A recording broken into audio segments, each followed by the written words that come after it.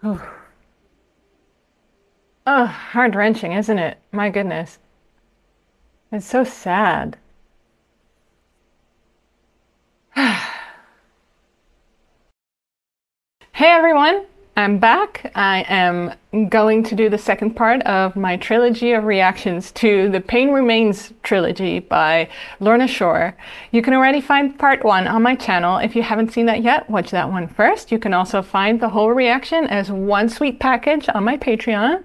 We just wrapped up. It was a really kind of harsh ending, and I don't know. I don't have much more to say in terms of an intro, so let's just get straight into part two, which is called After All I've Done, I'll Disappear.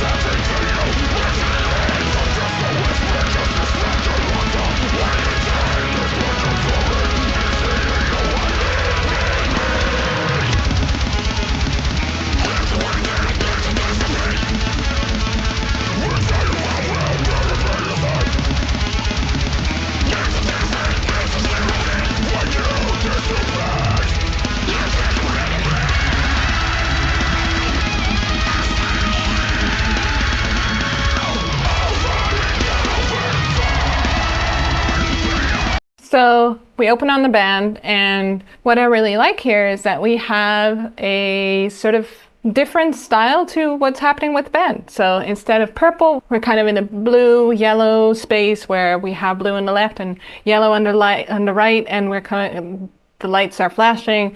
And instead of water and rain in part one, we're now seeing, I think, ashes, probably ashes or snow, and the light's reflecting beautifully on this. And something that I like to point out also is that the camera movement when we're with the band and the music is a bit more frantic, it's also like swiftly paced, the edits are quick. But whenever we cut to the other side of the story, you know, the narrative part of this video, it's slow motion, it's very slowly paced. Which is fitting for the story that they're telling, because they're really dealing with some really big emotions here. So I really like the way that they chose to pace that, and the contrast between the two especially.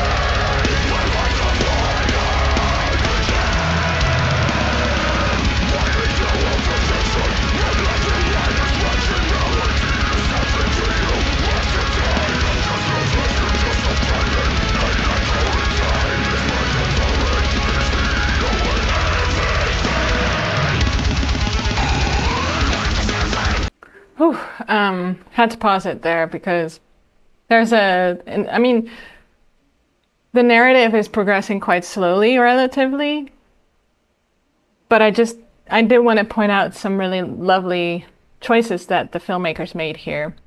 There's some beautiful top-down shots here from him in this church. Maybe it's the same church actually that the band's playing in. I don't know. It's possible. Maybe someone knows where this was shot. Please share in the comments. I always love to hear. I think that it's so beautiful. It's very desaturated, so we see some hints of blue in the flowers, and we see the sort of red or maybe reddish brown tones of the benches here in this church. But other than that, we actually don't see that much, except this casket, which really stands out with its white color, and the highlights here are really kind of blue toned, which they chose to do in the color grading of this. And I think it's a really nice sort of crossover from those really warm toned, you know, lovey-dovey, we're so happy together shots in that sequence. It's sort of that contrast between the hospital shots too, which are like pure blue.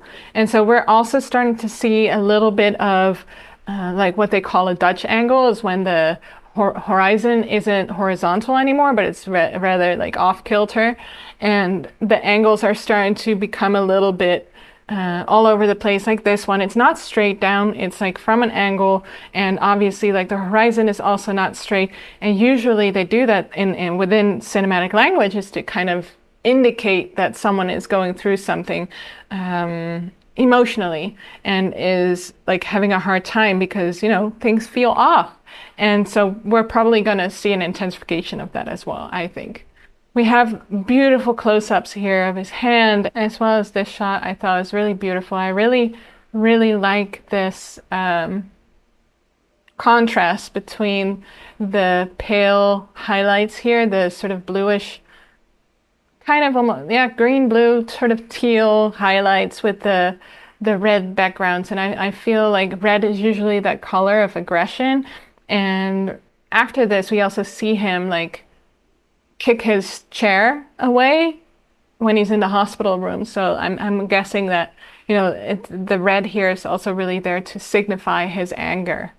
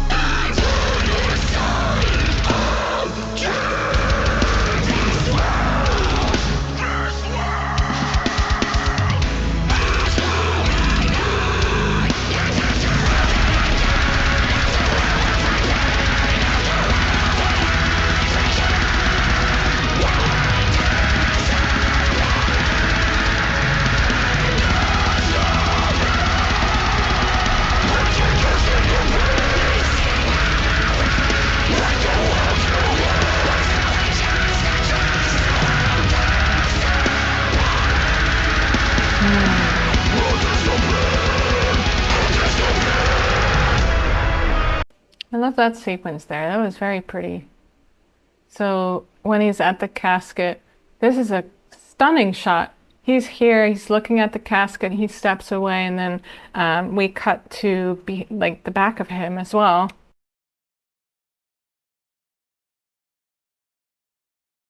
The side of him.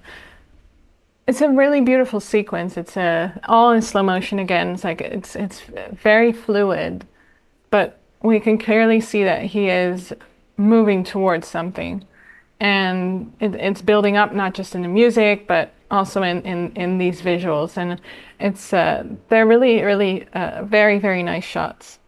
And I love this frame. Like I really like this guy's face because it's kind of textured and he's got a lot of like visual interest to him. Very nice.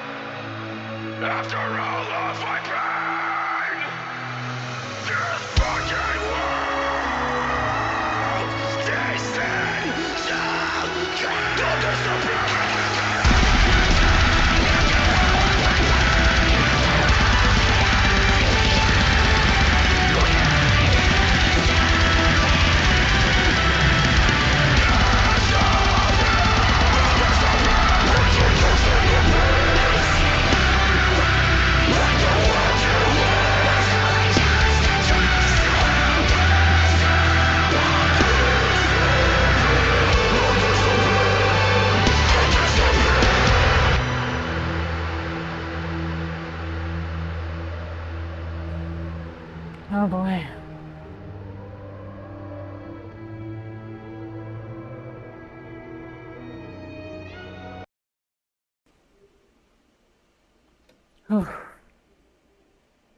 Oh, heart-wrenching, isn't it? My goodness. It's so sad.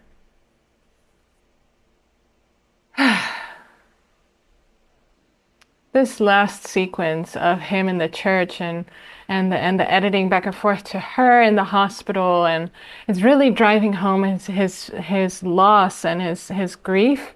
And I really love the way that they did that part specifically, also because it really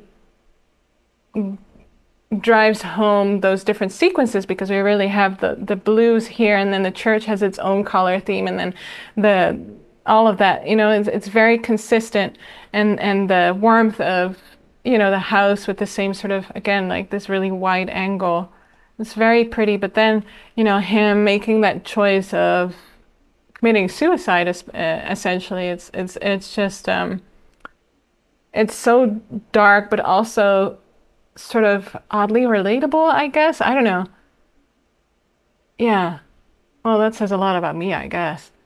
But I think that it's truly really beautiful. And then I'm glad he didn't cut his throat. That would have been a lot. I already felt like this was a lot. It's such a visual, you know, thing to show. Really kind of brutal. And you know, I will say that the visual effects, the makeup effects look really good. When it looked very convincing, so well done on that part. And I love the lighting here. And again, you know, what's interesting is that maybe what I was talking about before, you know, the red signifying his anger, perhaps it was also a foreshadowing of what he was going to do in the church here and cut his arms. Or maybe the blood here, in a way, is also signifying and symbolizing his anger and his loss and his grief, too.